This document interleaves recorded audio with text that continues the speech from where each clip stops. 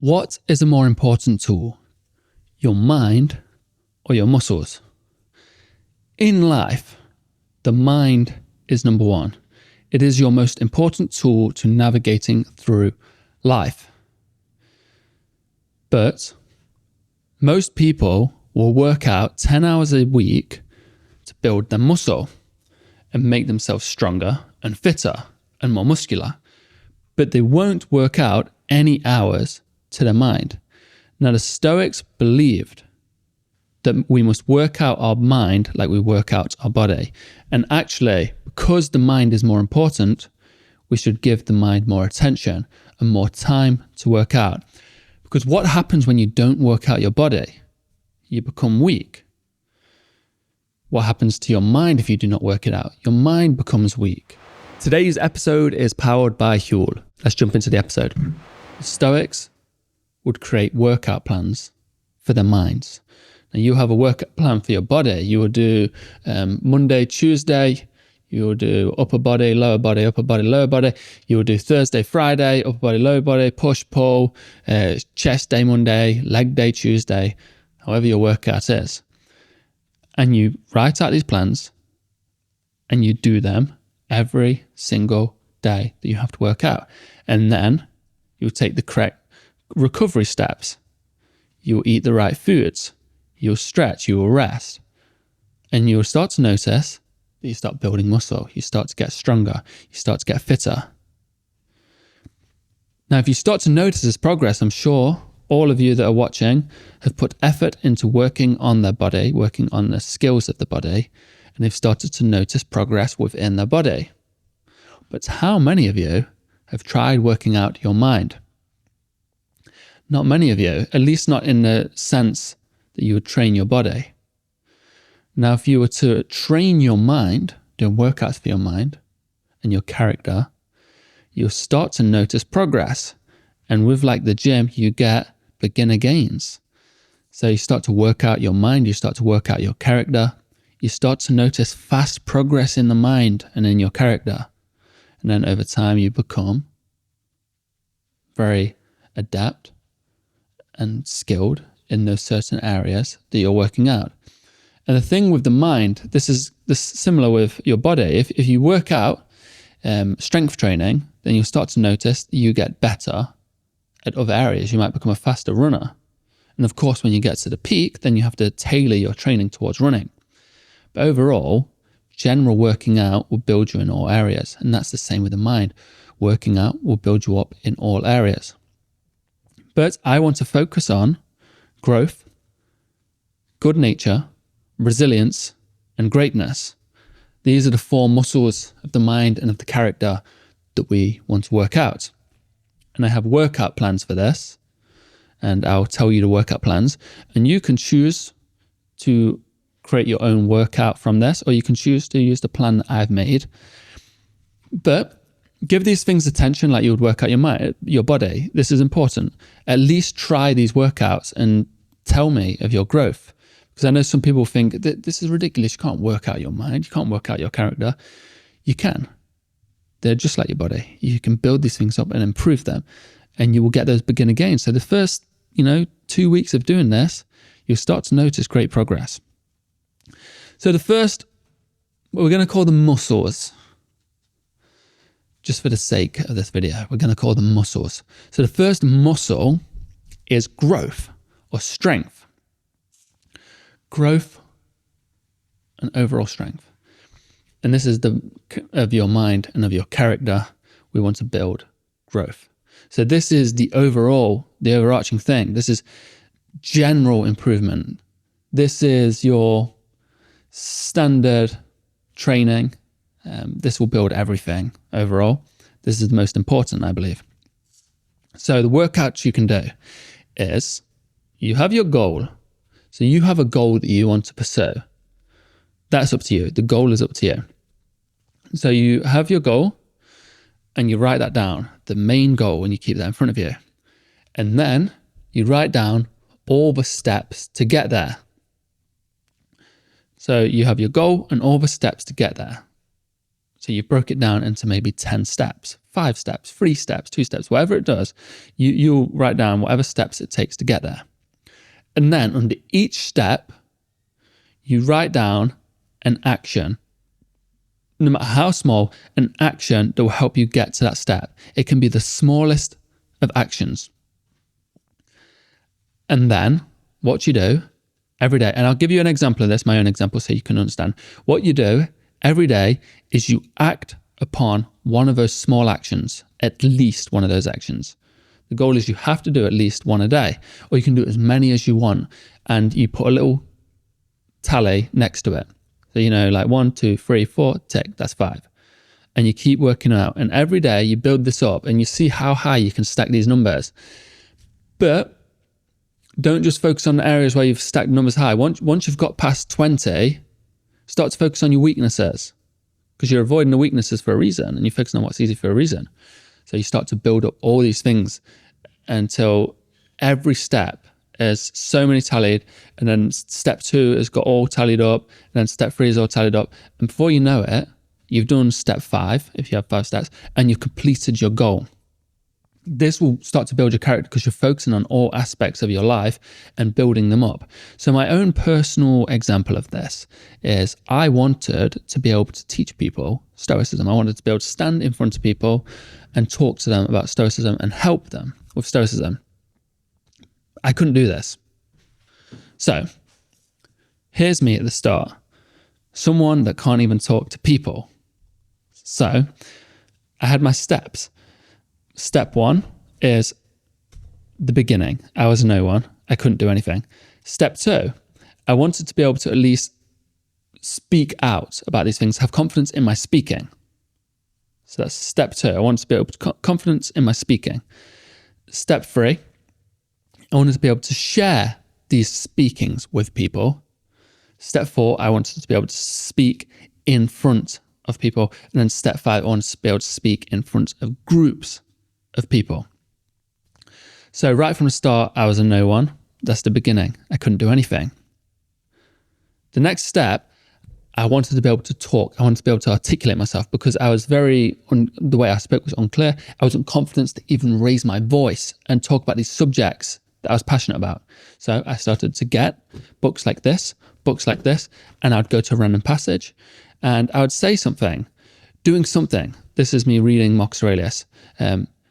Doing something, I do it with reference to the benefit of mankind. Something happened to me, I accept it in reference to the gods and the universal source from which all things spring, interrelated. I would do things like that in my room alone. I'd be speaking and speaking and speaking, gaining confidence in my ability to talk. And what I did in this step, gaining my ability to speak out loud, gaining the confidence to be able to articulate the things I believe in. This is the first step. I wrote little steps like practice my speaking out loud, practice tongue twisters like Peter Pepper picked peppers, these kind of things, and read out quotes out loud, be able to shout quotes, be able to say quotes in an intense voice, be able to say some honest opinions about myself, be able to articulate honest opinions. These are all random things, just branching off random ideas that I had. Be able to tell some upsetting stories about myself, be able to create a story and create a lesson from a random problem I created. So I'd say, how do I deal with anxiety? And I'd talk to an empty room about anxiety. I'd go online, look at Reddit threads and find questions people had. I'm struggling with this. My partner just left me. I'm depressed. I'd create random lessons for this person. I didn't share this with them, and I'd start to speak them out loud. All completely random ideas I had that involved me being able to articulate myself out loud. And I kept working on this until all these little steps became a bit too easy, where I was like, these are not progressing me anymore. I'm good at this. And then on to the next step. I wanted to be able to share this newfound ability with someone. So I created these videos and I would post them onto a story onto my Instagram, which was very scary. That was a very scary step for me to get to making a story. So what I did, I asked a question on my stories saying, ask me any advice, I'll answer. And I started to answer these stories on video. But I'd pre-record the videos, make sure they're okay, because I was too nervous to actually film it live. And that was one of the steps. Answer these questions. Answer questions onto a story. I had another step to make videos on Instagram. I had another step to film videos for YouTube, film videos for TikTok, to be able to phone a friend, say that ask for advice, and give them advice out loud based off of my teachings. All these random steps, because I wanted to be able to share it with at least one person. And I started to do this, and suddenly creating stories became fun. Going on my Instagram, asking questions, posting videos, all these kind of things became more fun. And I started to push the boundaries. Let's be a bit more honest with these things. Let's be a bit more truthful with the way I present myself. Let's not be so controlled and constructed. Let's do it live, one take, without judging it. And suddenly this step was complete.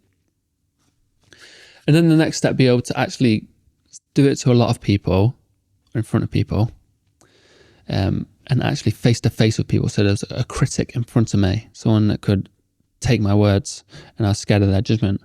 I started to set up Zoom calls with people, and I know that's not direct, but it was, that's what I had.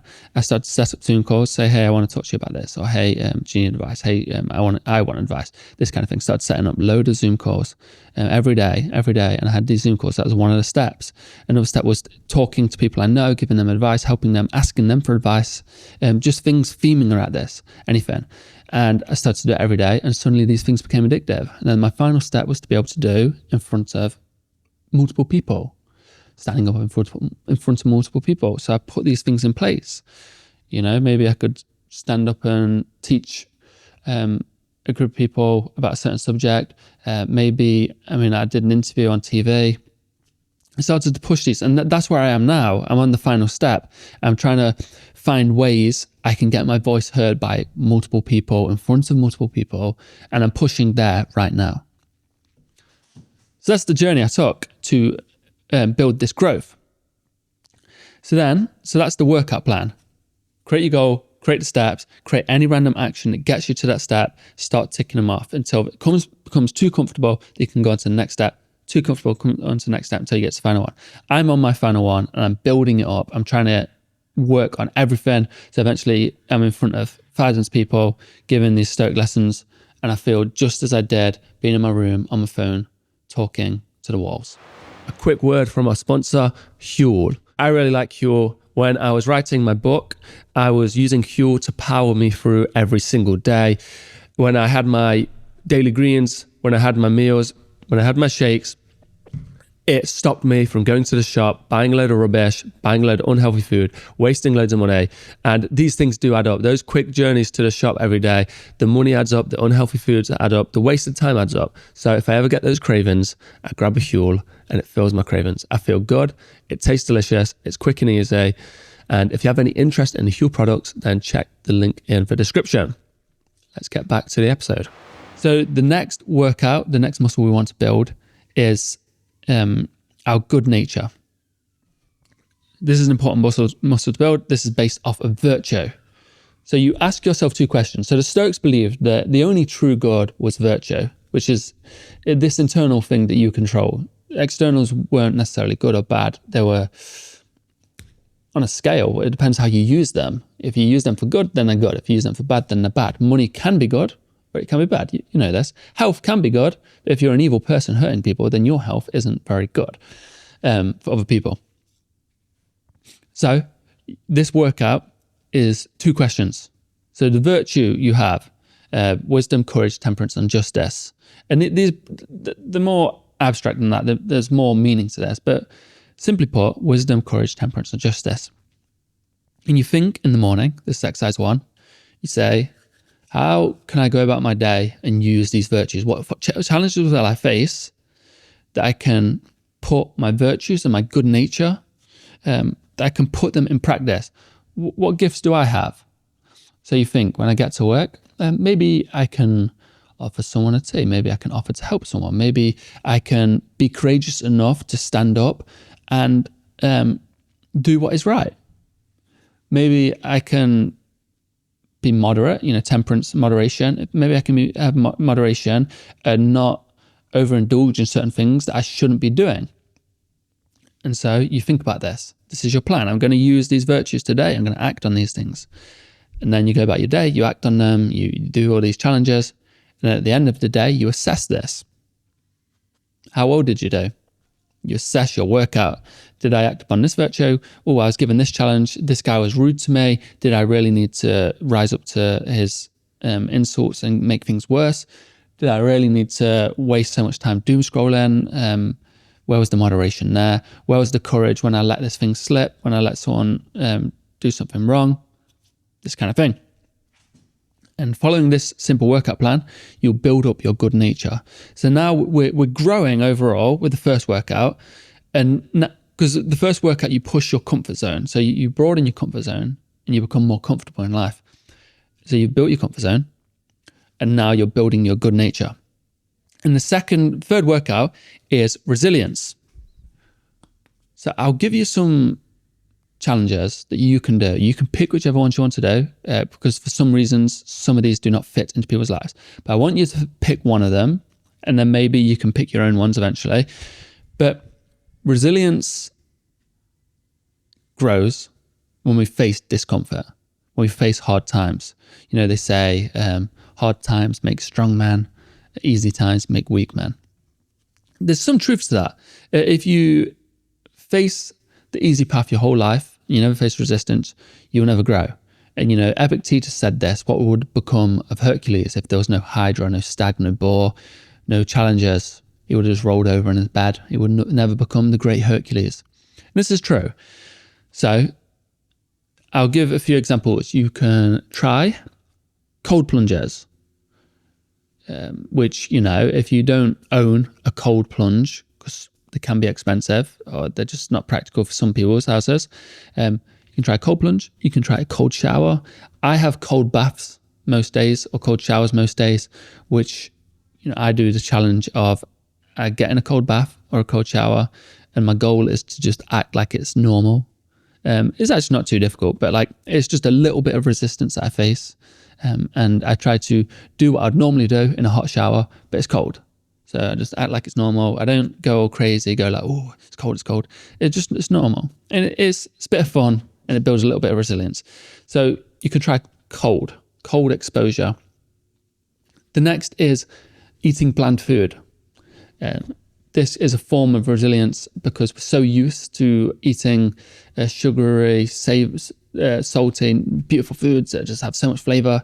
This moderation you can have over yourself, this control you can have over yourself helps build your character.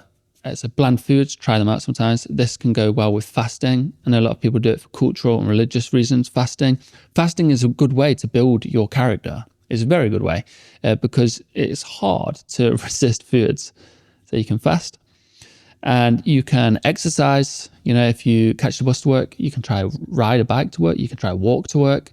It's just these small forms of difficulty, stepping outside your comfort zone, help build your resilience. And obviously, then you can push these things. If you want to build your resilience even higher, you can push these things and you'll build more and more resilience. But just try one of these few things. The one I'm doing is exercise and cold baths. I have cold baths almost daily and I exercise daily.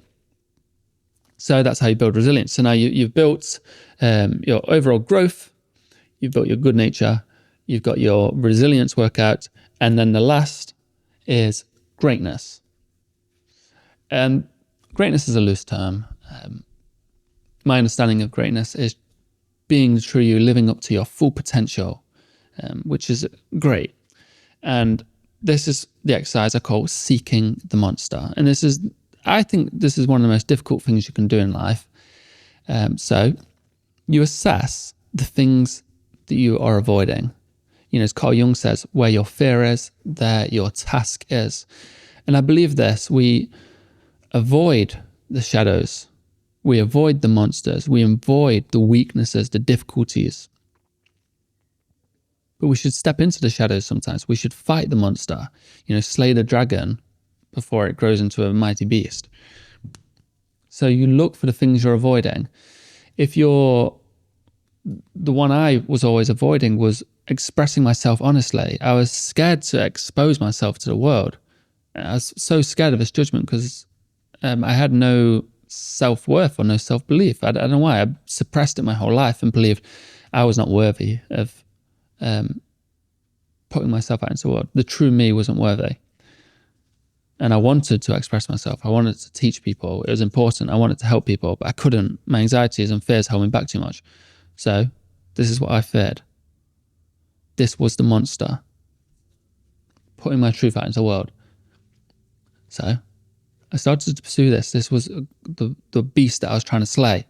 I was pursuing this. I was seeking this monster every single day. I need to put myself out into the world. I need to put my truth. I need to face that discomfort every single day. And suddenly this monster that was so scary shrunk in size as I grow and grow and grow.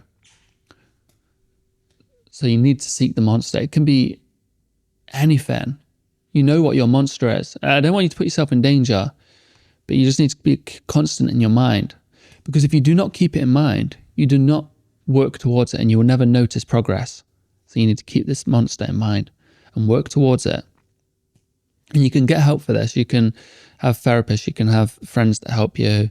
You can get advice, because seeking the monster is the most difficult challenge. Is looking into the shadows and saying, I'm going to walk this path. But that's where the most growth lies. So we have your general growth, which is writing down your goals, writing down the steps, taking the actions every single day. This is super important. Then we have the good nature, which is the 2 questions on virtue. Then we have the resilience, which is facing discomfort, what the Stoics called voluntary discomfort. And then we have overall greatness, which is seeking the monster. Write down this workout plan like you would a normal workout plan. It's very easy. Write down the muscles of growth, virtue, good nature, resilience, and greatness. And then write down the exercises you need to do every single day. There's not many exercises. So you've got the goal exercise, you have the 2 virtue questions exercise, then you have the voluntary discomfort exercise, then you have seeking the monster exercise. And when you have this little workout plan, this is no normal workout. You don't just go to the gym and do it. These things are always with you. You always carry this workout with you. And soon you won't even need to have it written down. It becomes second nature. So that is it for day 37, Stoic School with the author of The Everyday Stoic. I hope you're learning a lot, and I hope you take action on these things, because these lessons, as the Stoics say, Epictetus said, acta non verba, actions not words. These things are kind of, I wouldn't say pointless. I'm not going to say it's pointless for you to watch my videos. I'm not going to say I think it's pointless that you just watch my video. But the reason I make these videos is that you actually take action. Acta non verba. I actually want you to take action and improve your life. That's why I'm doing this. That's why I make these videos, so you can improve your life. Actions, not words. Take action. Do what I'm saying if you made it to the end of the video, because I don't want you to just waste your time. How many videos have we been watching? Because I did it for so many years. You watch videos on this or that, how to be confident, how to be confident, how to be confident, how to be confident. You save reels, you save posts, you save quotes, how to be confident, how to be confident, how to be confident. And it's a form of procrastination. It's a form of escapism, because you feel rewarded that you watched a video on how to be confident. You watched a video on how to live your best life. You saved a post on how to be happy. You saved a post on how to get over anxiety. And it makes you feel like you've done something. But doing something is doing something. Acting on these things is doing something. So thank you. That was episode 37, Stoic School. And subscribe. Hit that notification so you don't miss next episode, because I'm doing these lessons every single day. Follow me on Instagram if you want more, at William Mulligan, and have a beautiful day. Oh, actually, just out of curiosity, people who have bought my book, I'd like to know what country you're from. Just pure curiosity, if you can leave a comment, because I've noticed that the book is massively popular in India, which is a great surprise.